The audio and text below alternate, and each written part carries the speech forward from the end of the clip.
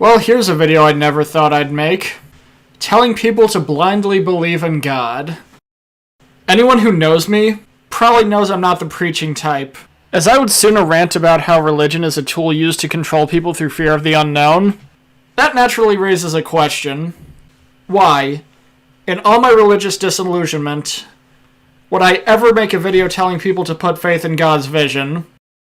The answer to which is quite simple, that the will of God is divorced from the will of religion, that the pain that we are given in our lives is not without purpose, and that the moment that we start viewing God through a more cosmic lens than a religious one, the sooner we start to be able to turn the misery of our lives into motivation, using our pain to push the world forward.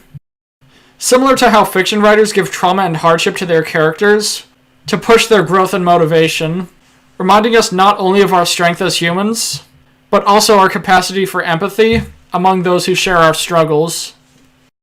Even though everyone's story is unique, many from the same generation or environment may very well have identical hurdles to clear. Hence, why so many people, who are both millennials and younger, have to contest with mental health issues, in no small part due to being one of the first generations with unfettered access to the internet. While the digital age has brought many luxuries with it, it has also caused us to contest with the toxic comparisons that I talked about in my first video. This has been well worn to this point, but one of the less fun parts of our lives is understanding why they're filled with pain. As the moments unfold, they feel like an anchor being dropped on our chests, dragging us to the floor and leaving us with questions of if we'll ever be strong enough to stand again. Even though recovery seems impossible in the moment, we eventually realize that we can't stay in bed forever, or that we have other parts of our lives to cater to, even if we want to lay still until we wither away. And so, contesting with our own pain thoughts, searching for a reason for our past misery, we stand again, while also searching for an answer to make sure nobody ever has to deal with the same pain.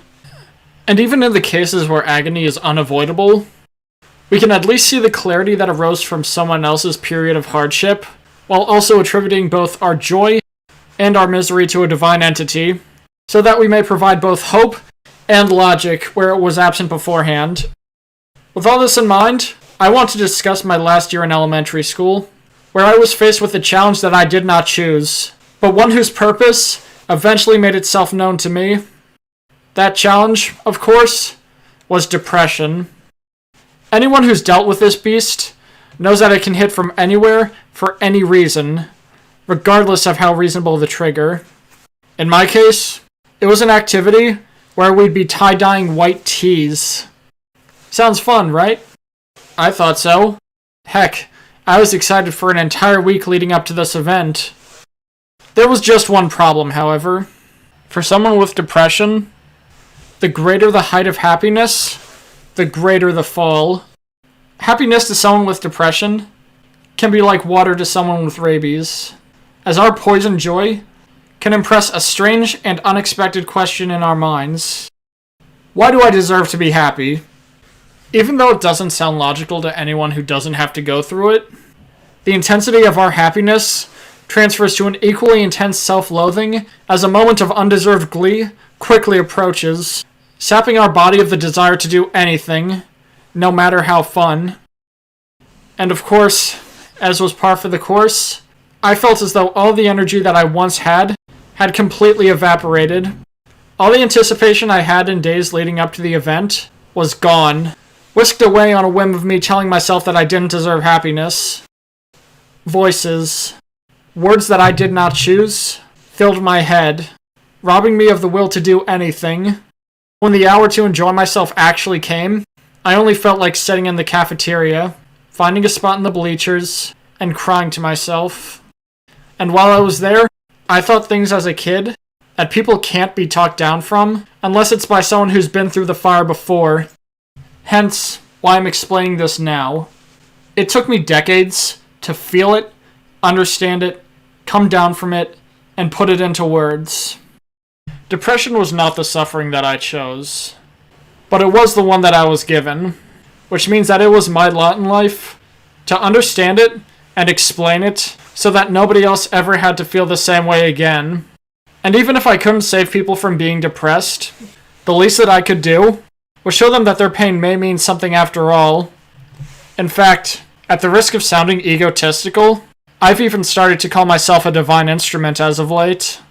And while I'm doing a lot of guesswork here, if there was a God who gave me this pain, knowing what would become of it, surely whoever was responsible for weaving my fate knew what they were doing and decided that I'd be a worthy vessel to pull the wounded back to their feet when they fell. This is the answer that I've decided on for myself. Even though I could be completely wrong about the origin of my thoughts, it makes enough sense to me for me to believe that it's true. Perhaps it's my unwillingness to give myself credit for any of my accomplishments, but I like to think that thanking and trusting God colors my soul with a hue of humility, as I call it. While I'm well aware of the labors that I exercise to carve a legacy for myself thus far, I also know that I was born into a situation that gave me a chance to thrive due to the support system that I had as a child, which is a luxury that many others lack. And while I had to work hard to succeed in life and become the person that I am, I also can't take complete credit either for where I was born or when these thoughts began to evaporate. But that's just my tragic backstory, however. Everyone's will look different, and everyone will have to find different ways to either cope with their miseries, rationalize the purpose behind them, or realize that their futures aren't as bleak as they once thought. And even though it took a while, not only did I discover that my fears were never warranted, more importantly, I managed to make an answer for myself as to why a loving God would let me go through this to begin with. Because even though I had to be used as a proverbial sacrificial lamb, going through an era of self-hatred gave me the experience, the understanding, and the empathy to shepherd others. Now, as I said before, this doesn't necessarily mean that we have to tether ourselves to an ideology in order to find our purpose. I am among many people who are starting to believe that they can still love God without binding him to a religion. I defaulted to believing in Catholicism when I was younger, but as the years went by, learning the events that religion had a hand in fueled a sense of disillusionment, from which sprung an unwillingness to let the words of religious leaders guide my heart. Rather, I weigh the words of dogma against my own observations and go from there. From an emotional point of view, I know people aren't exactly keen to question parts of their faith when they've either been taught it their entire lives or have nowhere else to turn. And to this end, my simplified view of faith is that believing in whatever helps us see tomorrow is a concept that I have no qualms with. From a logical perspective, however, or at least what I believe to be logical given my history, I know events have occurred that have polluted the waters for many people, myself included, that makes trusting human perception of divine influence very difficult to believe. The Crusades, Manifest Destiny, the Mandate of Heaven, hell, landowners using the Bible to justify slavery. Understandably, each and every one of these have given me a revised view of religion over the years. These people who either possess or seek power are not above shamelessly wearing a shawl of divinity to exploit others and justify their wrongdoing. Meanwhile, our worth, our value, and the successes forged from our past suffering will exist independent of any deceit that humans may sow. I understand that seeing the future can be difficult, especially if we're going through something right now that makes optimism a pipe dream. But as with everything I've said so far, I'm praying that my own experiences can offer some sort of clarity.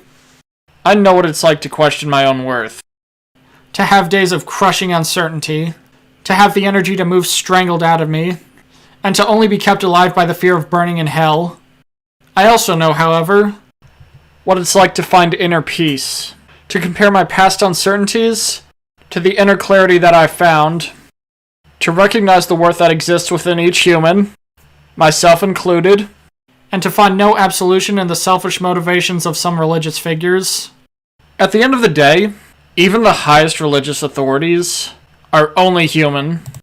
And as history has shown, evil humans are willing to use whatever vehicle they can to claim power for themselves, which is why I so strongly condemn those who wear a facade of divinity to justify selfish intentions.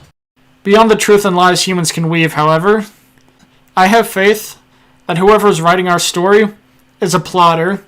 They're thinking decades into the future about how our current pain can be used to motivate people who haven't even made their first mistake yet.